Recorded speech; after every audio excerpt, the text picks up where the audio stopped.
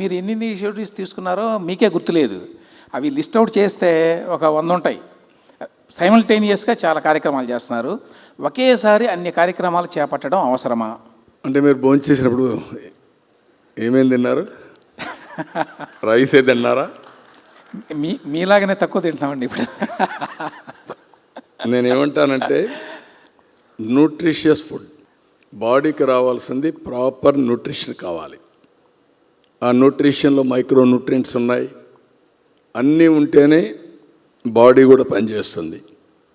సొసైటీలో కూడా different calibre ఉండే ఇండివిజువల్స్ ఉన్నారు. అవకాశాలు అందిపుచ్చుకోగలిగితే ఏదైనా సాధ్యం. అగ్రికల్చర్ని లాజికల్గా తీసుకెళ్ళాలి, ఇండస్ట్రీని లాజికల్గా తీసుకెళ్ళాలి, సర్వీస్ సెక్టర్ని లాజికల్గా తీసుకెళ్ళాలి. ఇవన్నిటికీ మళ్ళీ ఇంటిగ్రేషన్ టెక్నాలజీ ఎక్కడికక్కడ.